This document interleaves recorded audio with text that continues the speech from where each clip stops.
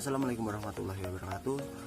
Kami dari kelompok 6 ingin mempresentasikan hasil inovasi kami, yaitu gelar. Kelompok 6 sendiri terdiri dari Dian Agustini, Muhammad Iqbal Al-Qadri, saya sendiri, dan juga Nurdianti Narita Dewi. Berawal dari resahnya masyarakat akan sampah plastik yang tiap hari makin menjadi masalah, khususnya dalam pencemaran lingkungan. Di sini kami menemukan sebuah inovasi baru untuk membantu menangani permasalahan tersebut. Walaupun inovasi kami tidak terlalu besar, kami yakin inovasi kami jika dikembangkan lebih jauh akan membawa dampak yang positif bagi lingkungan. Apa sih Glor itu? Singkatnya, Glor itu merupakan gelas sekali pakai yang berbahan baku pupuk organik untuk menggantikan gelas plastik yang beredar di masyarakat sekarang ini, yang mana gelas plastik tersebut merupakan sumber atau salah satu penyebab pencemaran lingkungan oleh bahan plastik. Seperti apa Glor itu? Mari kita simak video dari teman-teman saya. Terima kasih.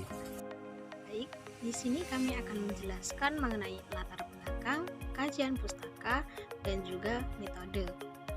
Langsung saja mengenai latar belakang.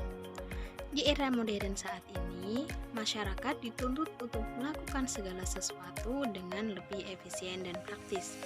Salah satunya yaitu penggunaan kemasan. Kemasan ini banyak digunakan untuk mengemas makanan maupun minuman. Nah, di sini kami akan membahas mengenai kemasan minuman, yang mana pada zaman dahulu semula penggunaan kemasan minuman hanya berupa kaleng ataupun gelas kaca. Kemasan yang semula berbahan kaca dan kaleng kini banyak sekali terdapat kemasan yang berupa berbahan plastik, seperti gelas plastik dan botol plastik. Nah, gelas plastik ini banyak digunakan untuk minuman teh, kopi, sari buah, dan lain-lain. Penggunaan bahan plastik dianggap lebih mudah dan tepat. Hal ini dikarenakan bahan plastik relatif murah, fleksibel, ringan tapi kuat, dan mudah dibentuk. Namun, plastik merupakan salah satu bahan yang dapat mencemari lingkungan karena ia sangat sulit diurai. Jika ia dibakar, maka akan mencemari udara, dan jika ditimbun dalam tanah, maka akan mencemari tanah dan mempengaruhi kesuburan air tanah. Oleh karena itu, saat ini sudah banyak berkembang penggunaan gelas plastik diganti dengan penggunaan gelas kertas, yang mana gelas kertas dianggap lebih mudah terurai dan lebih ramah lingkungan. Penggunaan bahan kertas ini dianggap lebih baik daripada penggunaan bahan plastik. Hal ini dikarenakan kertas lebih mudah diurai dan lebih mudah didaur ulang. Namun, penggunaan kertas sebagai gelas ini masih saja menggunakan plastik untuk melapisi agar tidak basah saat terkena air. Oleh karena itu, perlu adanya inovasi mengenai pembuatan gelas yang benar-benar mudah diuraikan dan dengan bahan yang mudah didapatkan. Salah satu bahan yang mudah didapatkan yaitu bahan organik tumbuhan yang sangat mudah didapatkan di lingkungan. Tumbuhan yang akan digunakan sebagai pembuatan gelas ini dibuat menjadi pupuk organik terlebih dahulu, yang nantinya akan dibuat sebagai bahan baku pembuatan gelas. Penggunaan bahan organik tumbuhan diharapkan menjadi salah satu upaya untuk penghematan pohon kertas dan juga dapat mengurangi salah satu penyebab pencemaran lingkungan. Karena dengan menggunakan pupuk organik tumbuhan dapat dengan mudah diuraikan dan tentunya lebih ramah lingkungan. Landasan berpikir berbasis saling temas meliputi teknologi, yaitu Glor atau gelas organik yang ramah lingkungan, kemudian sains, yaitu mikroorganisme, kemudian lingkungan, yaitu memanfaatkan limbah tumbuhan, yang kedua mengurangi limbah dari gelas plastik dan gelas kertas, dan yang ketiga pupuk daun lebih ramah lingkungan. Kemudian masyarakat, yaitu meningkatkan kreativitas pengolahan limbah, menciptakan lapangan kerja, dan meningkatkan ekonomi. Baik, selanjutnya akan disampaikan oleh Nurdianti Nalita Dewi. Pada bab 2, proposal gelas organik ini adalah kajian pustaka. Yang pertama, limbah organik. Limbah adalah bahan sisa-sisa yang dihasilkan dari suatu kegiatan produksi, baik skala rumah tangga, industri, dan sebagainya.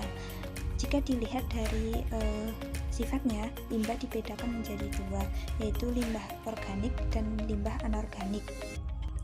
Limbah organik adalah limbah yang dapat terurai secara sempurna melalui proses biologi, yang mana mudah membusuk, seperti sisa-sisa sayuran dan daun-daunan kering maupun sebagainya. Limbah organik dapat mengalami pelapukan atau dekomposisi dan terurai menjadi bahan yang lebih kecil. Limbah organik dapat membusuk dan dapat terurai dengan bantuan bakteri lain. Dari hasil pembusukan limbah organik tersebut akan diolah dengan sedemikian rupa digunakan sebagai bahan pembuatan gelas kopi atau gelas satu kali pakai yang ramah lingkungan, agar mengurangi pemakaian barang berbahan dasar plastik yang sulit terurai.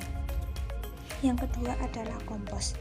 Kompos berasal dari sampah atau limbah, baik dari rumah, industri, dan sebagainya, atau dari bahan organik yang terdiri dari sisa tanaman, hewan, atau sampah-sampah yang sudah mengalami pelapukan. Pengomposan merupakan proses penguraian bahan-bahan organik secara biologis dengan memanfaatkan peran dan aktivitas mikroorganisme seperti bakteri dan jamur. Proses pengomposan dapat berlangsung dalam beberapa hari atau bisa juga hingga mencapai beberapa minggu, tergantung menggunakan metode apa dalam pengomposan tersebut. Yang ketiga adalah gelatin. Gelatin merupakan senyawa protein turunan yang bersifat Auveter dengan titik isoionik antara 5 hingga 9 tergantung pada bahan baku dan metode apa yang digunakan. Penggunaan gelatin ini sangat luas karena gelatin memiliki sifat serbaguna. Bisa digunakan sebagai bahan pengisi, bahan pengemulsi, bahan pengikat, pengendap, pemerkaya gizi, dan daya cerna tinggi. Gelatin ini rencananya pada gelas organik ini digunakan sebagai pengikat antara limbah organik yang sudah dijadikan kompos agar dapat terbentuk menjadi gelas organik yang akan diinginkan atau yang akan dibentuk. Yang keempat adalah bioplastik. Bioplastik atau yang sering disebut dengan plastik biodegradable merupakan salah satu jenis plastik yang hampir keseluruhannya terbuat dari bahan-bahan yang dapat diperbarui seperti pati, minyak nabati, dan mikroba. Pembuatan bioplastik ini dapat menggunakan berbagai teknik dan metode sesuai dengan tujuan apa yang akan digunakan.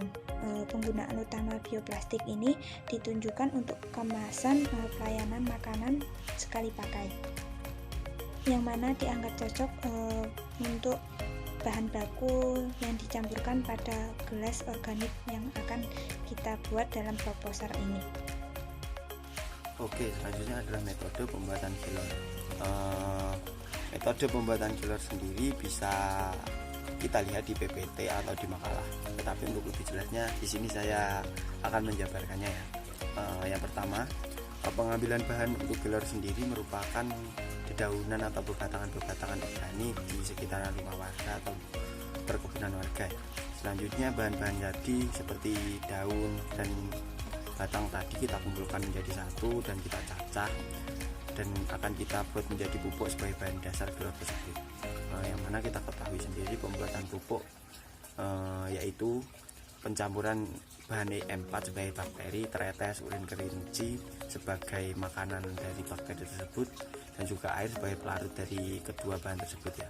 Selanjutnya kita campur dedaunan dan juga bahan-bahan cairan tersebut sampai rata dan memasukkannya ke dalam kantong atau tong, dan kita tunggu kurang lebih 1 bulan lah. 1 bulan kita bisa menggunakan pupuk tersebut menjadi bahan dasar dari gilor.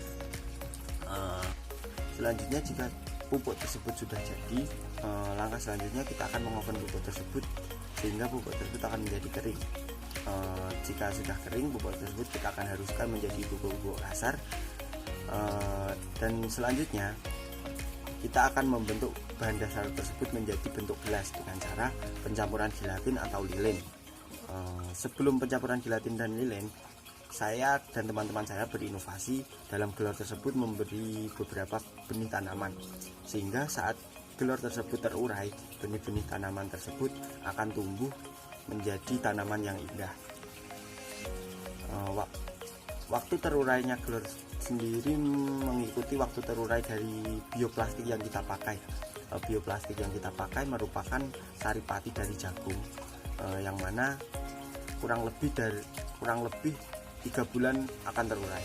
Beda dengan plastik-plastik lainnya yang memerlukan ratusan tahun untuk terurai.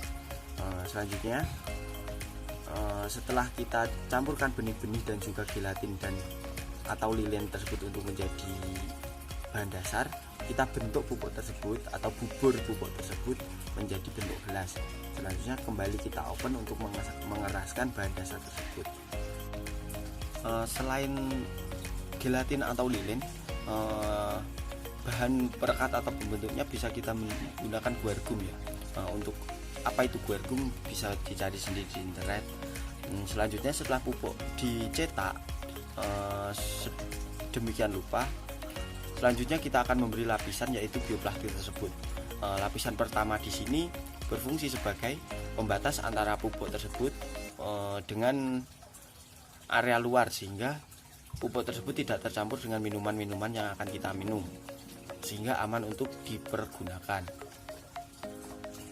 Selain itu juga lapisan pertama ini berguna untuk mendesain atau membuat produk ini menjadi semakin menarik. Kita bisa menambahkan beberapa hiasan-hiasan tertentu atau bagaimana supaya cup ini menjadi menarik atau gilor ini menjadi lebih menarik.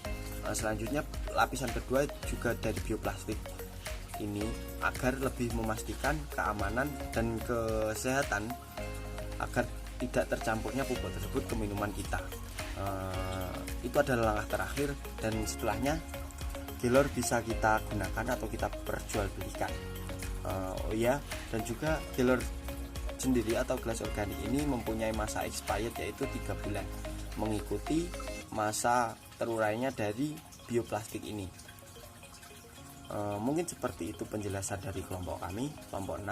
Ada kurang atau lebihnya mohon maaf. Wassalamualaikum warahmatullahi wabarakatuh.